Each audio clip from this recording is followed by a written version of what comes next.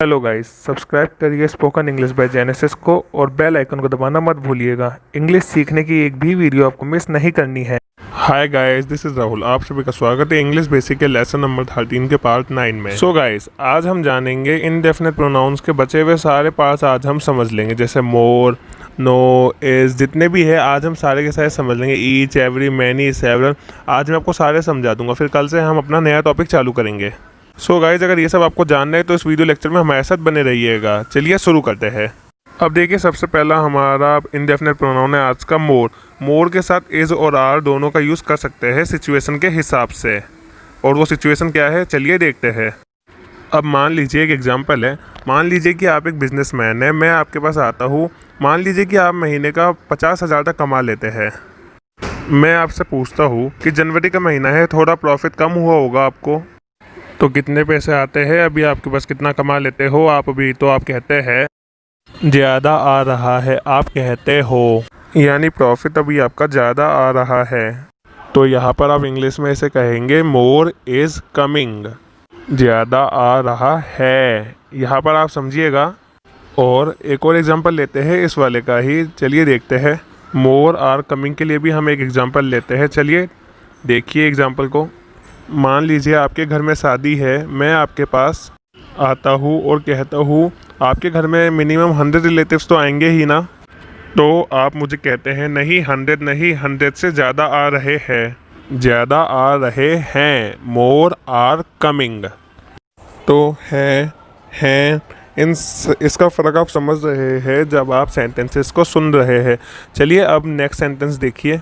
More is needed to fill this class और more are needed to fill this class. इस sentence को समझने के लिए आपको एक एग्जांपल देखना होगा। मान लीजिए एक ग्लास में पानी भरा हुआ है, आप उसमें और पानी डालकर उसे फुल करना चाहते हैं।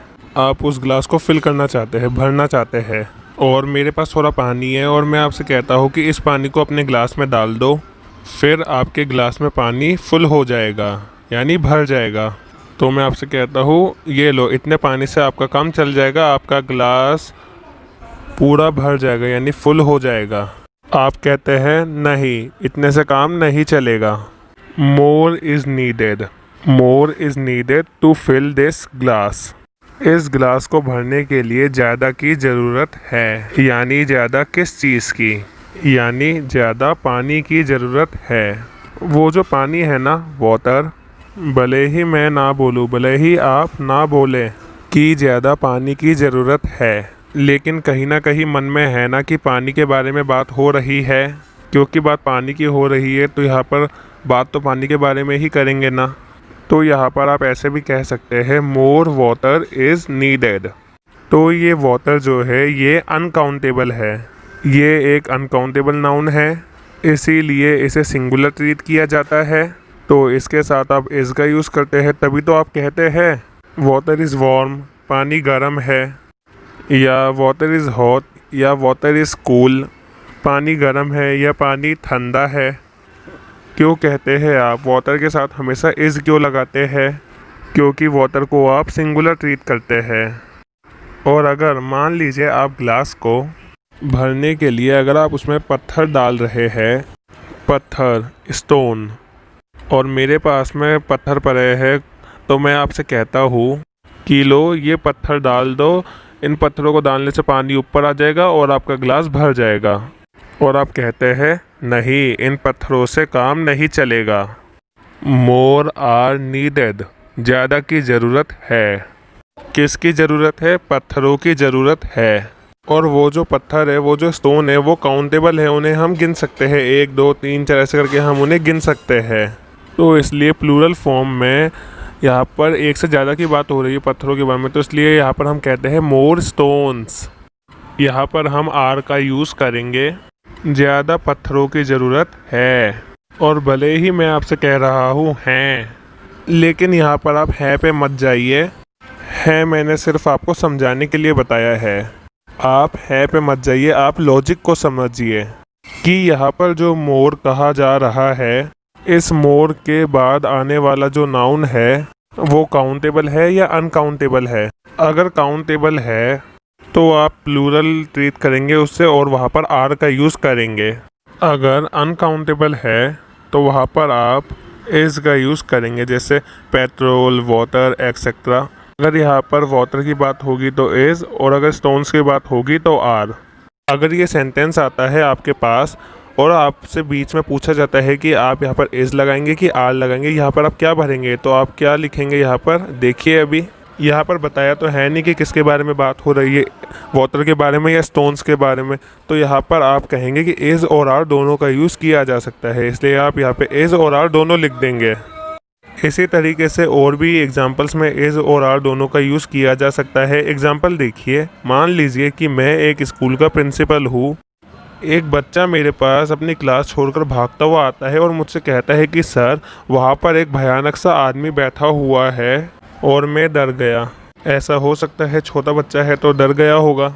अब मैं क्लास की तरफ जाता हूँ। क्लास में जाते वक्त मुझे सामने से एक मैडम आती हुई दिखती है और वो मैडम उसी क्लास की टीचर है। मैं उनसे पूछता हूँ, madam, is any there in the class? क्या क्लास में कोई है? मैंने क्या पूछा? Is any there in the class? क्या क्लास में कोई है? ये जो कोई की बात हुई, इस कोई में छुपा है कि किसी एक व्यक्ति के बारे में बात हो रही है, तभी तो मैंने पूछा is any there in the class. और अगर वो बच्चा मुझे आकर कहता कि सर, वहाँ क्लास में 4-5 आदमी बैठे हुए हैं और वह बड़े डरावने से है, वो हमें डरा रहे हैं, तब अगर मैं मैडम से पूछता तो मैं क्या पूछता? मैं पूछता, madam, are any there in the class? क्या क्लास में कोई है? पहले मैंने पूछा क्या क्लास में कोई है, एक व्यक्ति के बारे में मैंने पूछा। मेरे मन में आया एक व्यक्ति, उसमें बोला है, इसलिए मैंने वहाँ पर इज़ का यूज़ किया। लेकिन जब मेरे मन में आया, यानी मेरे मस्तिष्क में आया कि वहाँ पर एक से ज़्यादा व्यक्ति है, मुझे डाउट है कि वहाँ पर एक से ज़्यादा व्यक्ति है, क्योंकि बच्चे ने मुझे ऐसा ही कुछ बताया है, तो मैं कहूँगा are any there in the class. तो इस सेंटेंस में आप इन दोनों का यूज़ कर सकते हैं। अब आप नेक्स्ट सेंटेंस देखिए, लेकिन इसको समझने से पहले हम एक एग्जांपल देखते हैं। जब मैं क्लास की तरफ जा रहा था और मैं मैडम से पूछता हूँ, is any there in the class? Is any there, क्या क्लास में कोई है? एक आदमी की बात मेरे दिमाग में चल रही है कि वहाँ पर एक आदमी है, तो मैडम कहती है, नहीं सर, वहाँ पर तो कोई नहीं बैठा हुआ है। None is sitting there. चूँकि मैंने कहा इज़ एनी, तो मैडम ने भी कह दिया नन इज़। और जब मैं कहता हूँ are any there in the class, क्या क्लास में कोई बैठे हुए है? क्या क्लास में कोई बैठे हुए है? बच्चा आया था और कह रहा था कि क्लास में 4-5 लोग बैठे हुए हैं और डरा रहे हैं उसको। मैडम कहती है कि वहाँ पर तो कोई भी नहीं बैठे हुए है। क्योंकि मेरा जब क्वेश्चन ही एक से ज़्यादा लोगों को इंडिकेट कर रहा है, are any there in the class, तो मैडम का आंसर भी क्या आएगा? None are sitting there. वहाँ कोई नहीं बैठे हुए हैं। अब इस सेंटेंस को देखिए, none of this mobile is made in India और are made in India. Guys, हमेशा आपको ध्यान रखना है कि जब भी नन ऑफ का फॉर्मेशन आए तो उसके बाद आने वाला नाउन अगर सिंगुलर है तो उसके हिसाब से, और अगर प्लूरल है तो उसके हिसाब से। जैसे यहाँ पर दिस मोबाइल, एक मोबाइल के बारे में बात हो रही है ना, इसलिए यहाँ पर हमने इज़ का यूज़ किया है। अब देखिए ईच मैंने आपको यहाँ पर क्या बताया है? Third person singular. Every third person singular. Many third person plural. हमेशा। Several third person plural. Either third person singular. One third person singular. Neither third person singular. None, ये थर्ड पर्सन सिंगुलर और plural दोनों की तरह use किया जा सकता है। अभी मैंने आपको एग्जाम्पल के ज़रिए बताया था, वो आप पीछे जाकर वीडियो में देख सकते हैं। नन के बारे में मैं ऑलरेडी आपको बता चुका हूँ। और no space one, no one, इसका मतलब होता है कोई नहीं। बिल्कुल नन की तरह ही इसका यूज़ होता है, लेकिन नन का यूज़ थर्ड पर्सन सिंगुलर और प्लूरल दोनों में होता है, लेकिन ये जो नो वन है इसका use only third person singular में ही होता है।